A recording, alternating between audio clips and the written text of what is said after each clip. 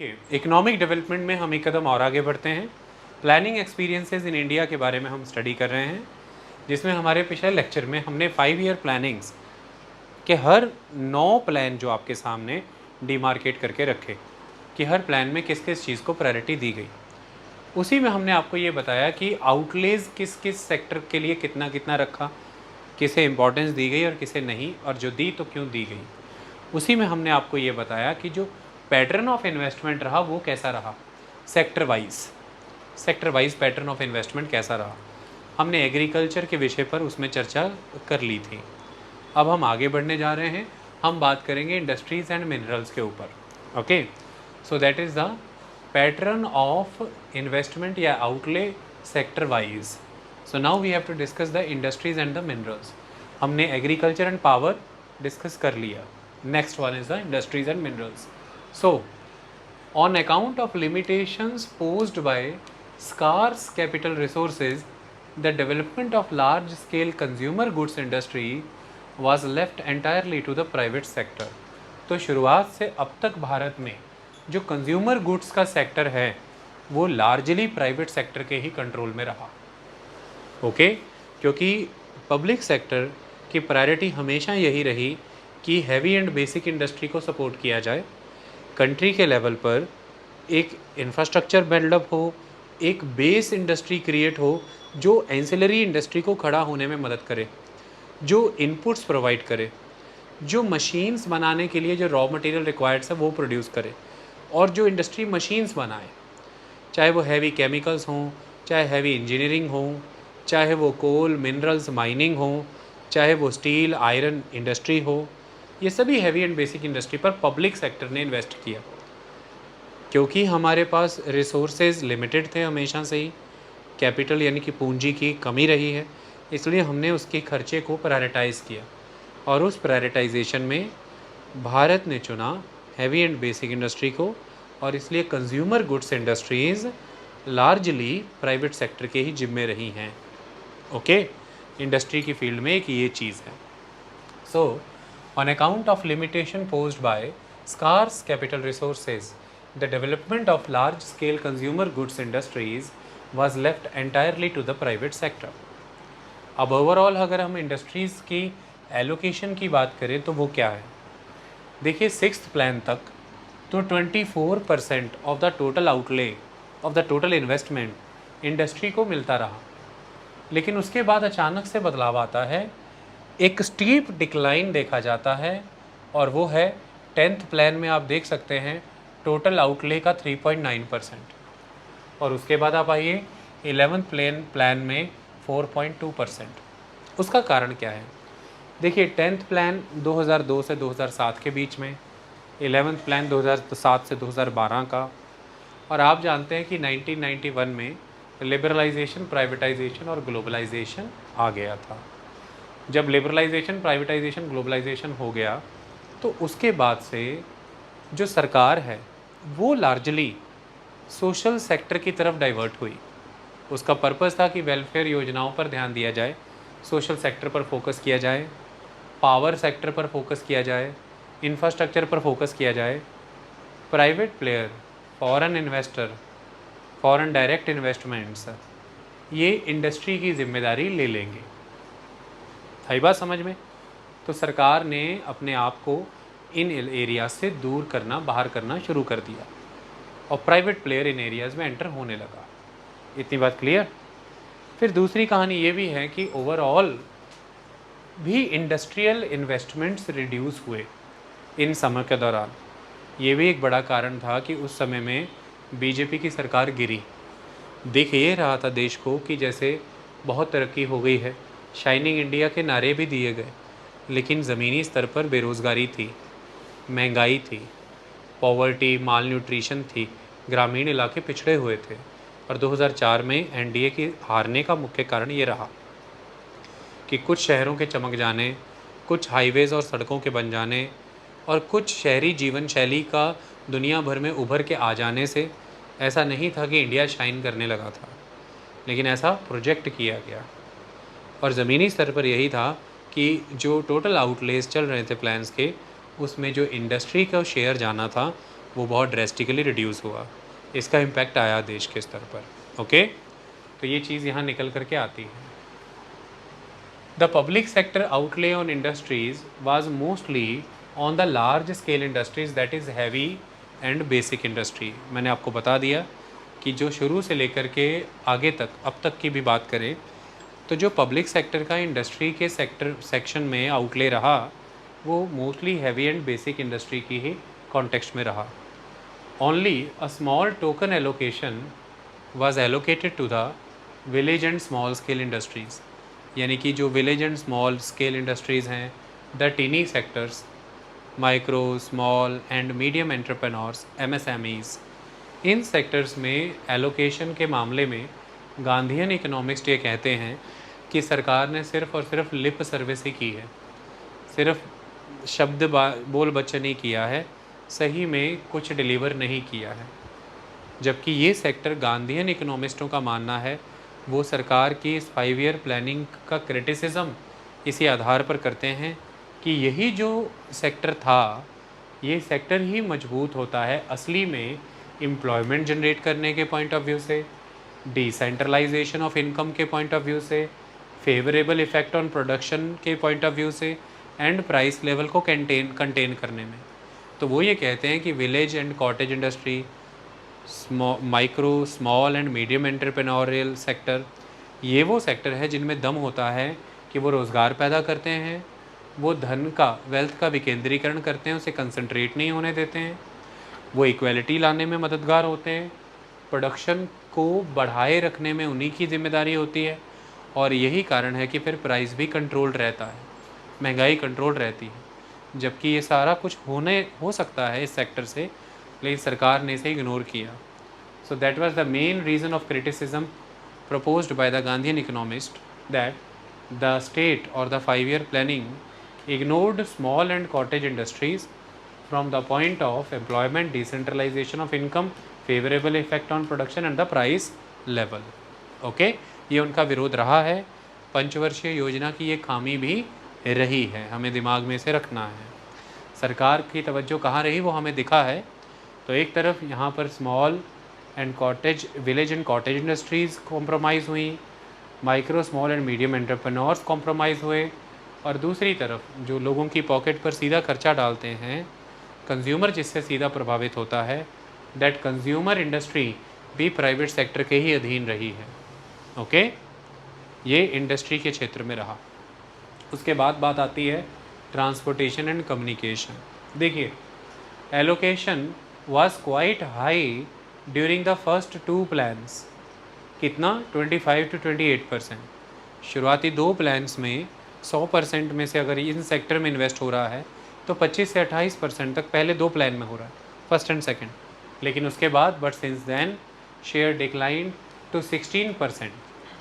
6th plan तक अगर हम जाएं तो 6वें प्लान में हमें 16% ही शेयर नज़र आता है ट्रांसपोर्ट एंड कम्युनिकेशन का। अब ये ऐसा नहीं था कि ये इसलिए हुआ सेकंड प्लान के बाद कि देश में एक robust transport and communication network खड़ा हो चुका है, या जो भी देश की इंडस्ट्री की और कंज्यूमर की रिक्वायरमेंट है उसे सेटिस्फाई करने के लिए इनफ ट्रांसपोर्ट एंड कम्युनिकेशन आ चुका है। ऐसा नहीं था।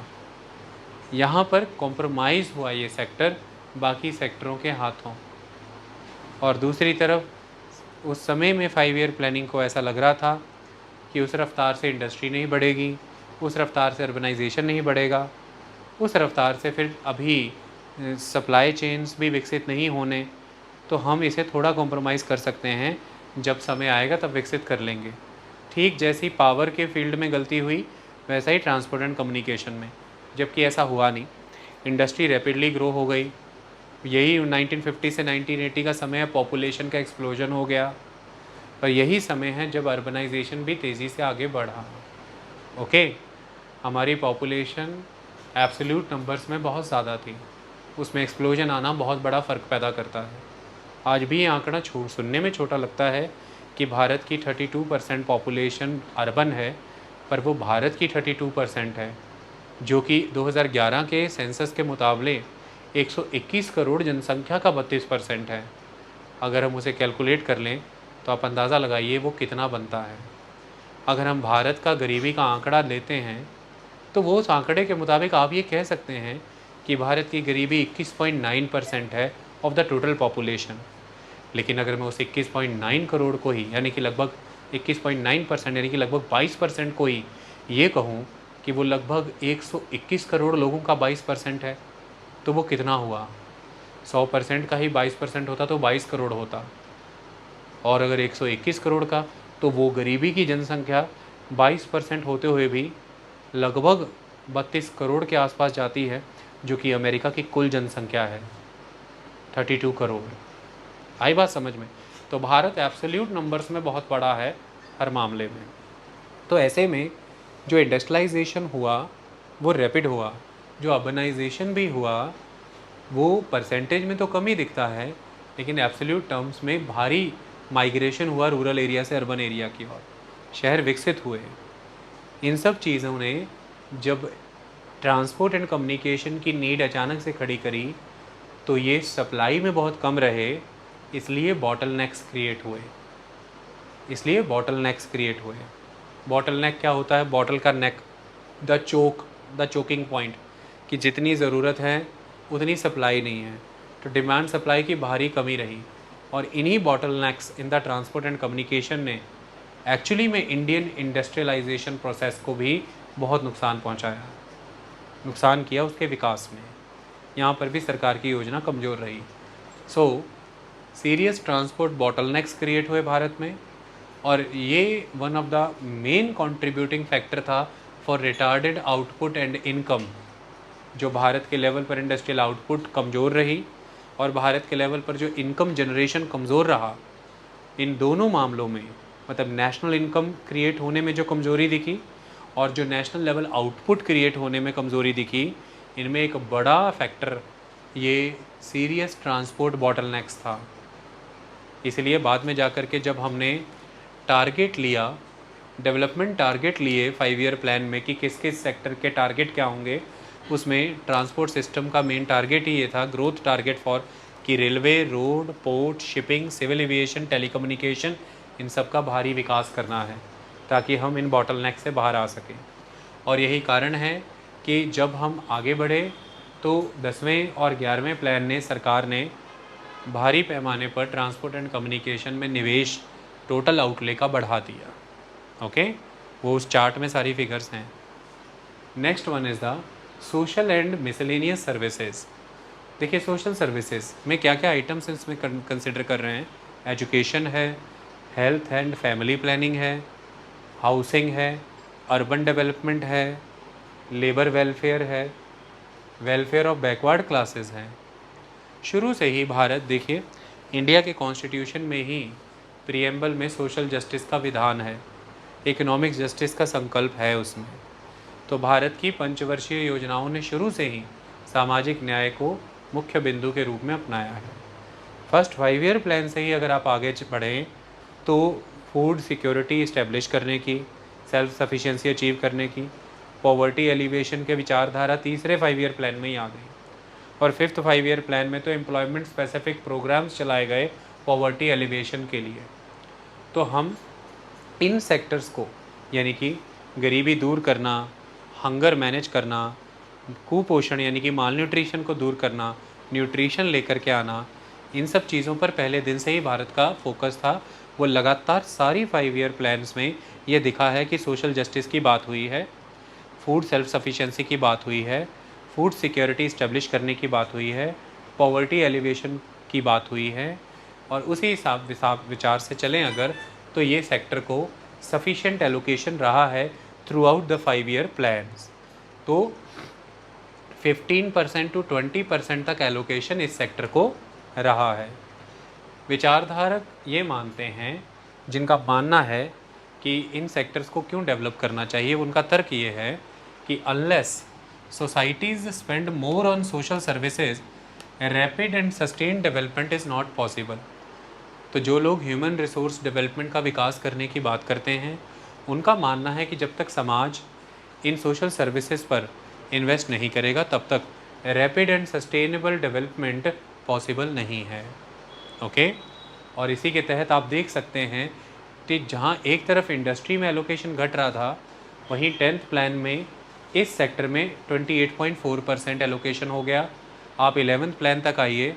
11th प्लान की थीम थी इंक्लूसिव ग्रोथ, और इंक्लूसिव ग्रोथ तभी मुमकिन थी कि इंडिया की जो नेशनल इनकम है उसको परकोलेट करा करके निचली धारा के लोगों तक ले जाया जाए, लार्जर मासेस को बेनिफिट दिया जाए, और वो तब होगा जब ये सोशल प्रोग्राम्स चल पाएंगे। और इसीलिए आप देख सकते हैं इस सेक्टर के लिए एलोकेशन कितना हो गया, 35.5% in the 11th plan. Total 100% में से ये अब तक किसी भी सेक्टर को दिया जाने वाला हमारे प्लान एक्सपीरियंस में सबसे ज़्यादा एलोकेशन था। ओके, आप गवर्नमेंट के व्यू को समझ रहे थे। If you want can go. Then अब हमने जब सेक्टर वाइज समझ लिया कि एग्रीकल्चर एंड अलाइड सर्विसेज, जैसे कि एग्रीकल्चर एंड इरिगेशन था, power, industries and minerals, transport and communication, social and miscellaneous services, इन सबको टोटल आउटले का कितना कितना हिस्सा जाता रहा। इसके बाद अब कहानी आती है development targets in the plans. इन सभी के विषय में 5 वर्षीय योजना में क्या क्या डेवलपमेंट टारगेट पर ध्यान दिया गया। देखिए, target for increase in agriculture production, सबसे पहले एग्रीकल्चर, ये टारगेट रखा गया कि food grains, oil seeds, sugar cane, cotton and jute, इनकी प्रोडक्शन को बढ़ाया जाएगा। और ये प्रोडक्शन कैसे रियलाइज़ की जाएगी, इसका इंक्रीमेंट कैसे हासिल करेंगे। So to realise this, increase of various inputs, तो इन इनपुट्स को इंक्रीज़ करिए। वो क्या था, इरिगेशन, सिंचाई को बढ़ाइए, फर्टिलाइज़र्स, खाद्य का निर्माण करिए ज़्यादा से ज़्यादा, use of better and hybrid seeds, अच्छी नस्ल के बीजों का प्रयोग करिए, पेस्टिसाइड्स का प्रयोग करिए, जो भी लैंड वेस्ट है उसे रिक्लेम करिए, लैंड रिक्लेमेशन, और provision of finance, institutional credit दीजिए। ये सब चीज़ों को फुलफ़िल करिए तो आपका प्रोडक्शन टारगेट अचीव होगा। ओके, फाइनेंस की बढ़ोतरी करें, लैंड रिक्लेम करें, पेस्टिसाइड्स का पैदावार और इस्तेमाल बढ़ाएं, और बेटर और हाइब्रिड सीड्स का इस्तेमाल करें, फर्टिलाइज़र्स की पैदावार और इस्तेमाल बढ़ाएं, और इरिगेशन का एक्सटेंशन करें।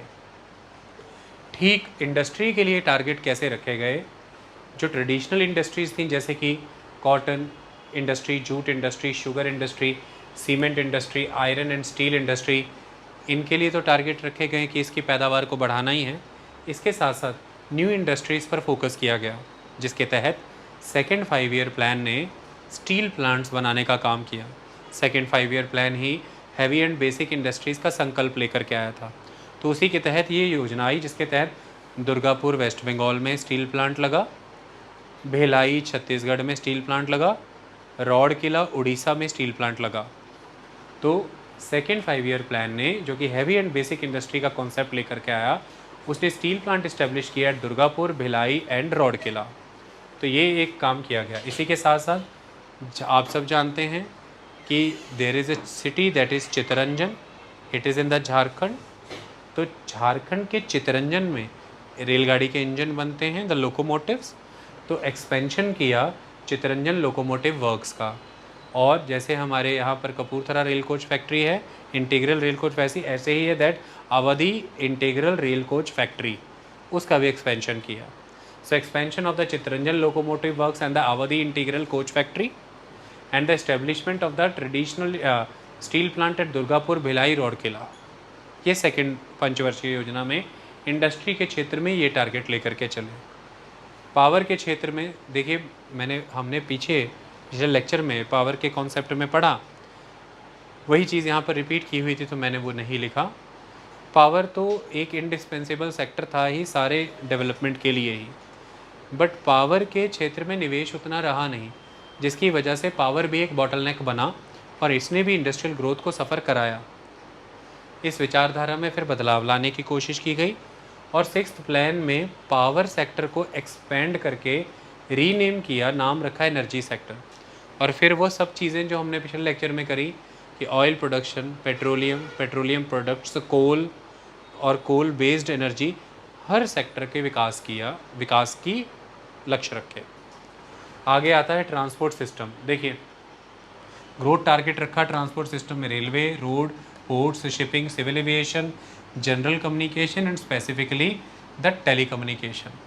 और टेलीकम्युनिकेशन आज की डेट में आप जानते हैं कि कम्युनिकेशन का मुख्य आधार है। उसके बाद यहाँ पर एक मेन चीज़ है, वो क्या है, अब जब आप इसे सुन रहे हैं railway, road, port, shipping, civil aviation, telecommunication, तो आप आज की डेट में क्या पाते हैं? देखिए, हुआ ये कि with the growth of non plan expenditure in the last to decades जैसे कि सन 2000 से 2010, 2010 से 2020, इन 2 दशकों के दौरान जो नॉन प्लान एक्सपेंडिचर है, यानी कि वो वाला एक्सपेंडिचर बजट के तहत जो कोई निर्माण कार्य नहीं करता कि जिससे इनकम आएगी। प्लान एक्सपेंडिचर की अगर हम बात करें तो वो निर्माण कार्य से जुड़ा रहता है, अधिकतर वो कैपिटल एक्सपेंडिचर से जुड़ा रहता है।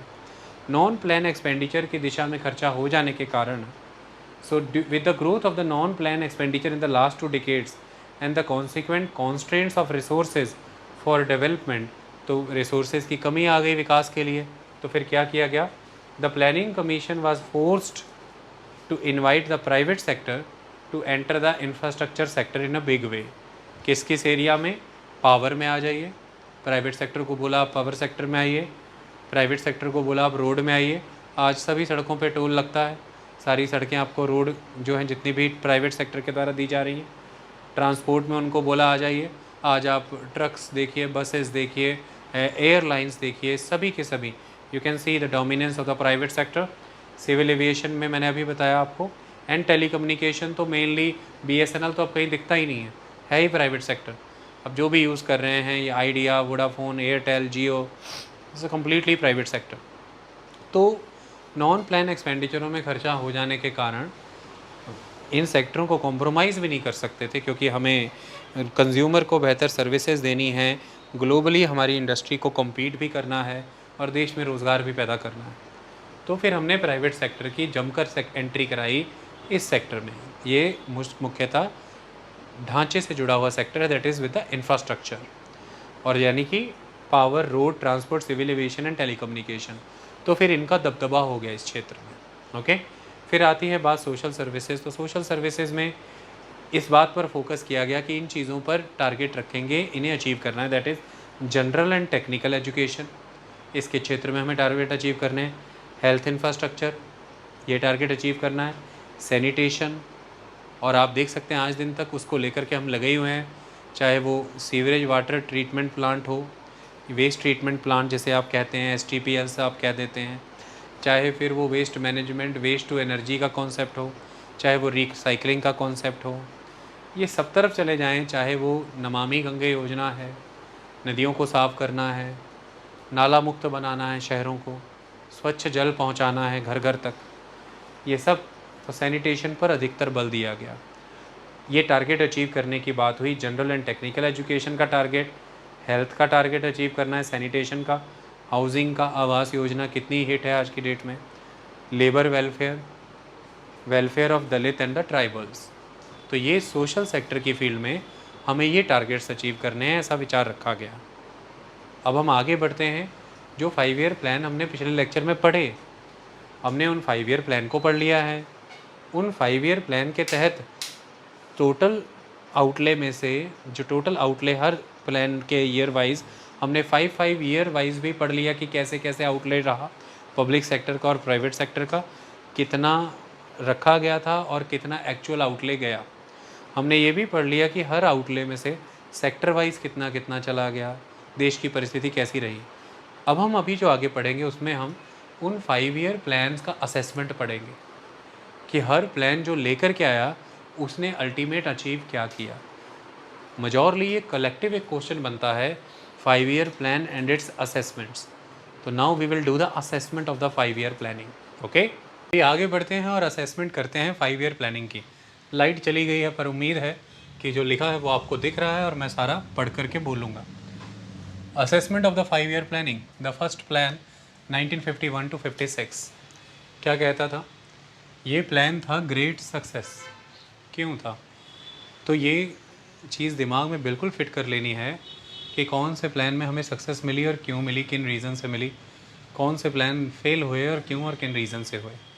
तो पूरी 9 प्लान्स के वाया भारत के उन पूरे 60 वर्षों का आपके पास हिसाब किताब आ जाएगा, 50 वर्षों का, सॉरी 50 ईयर्स का। ओके, इकोनॉमिक असेसमेंट पूरा हो जाएगा।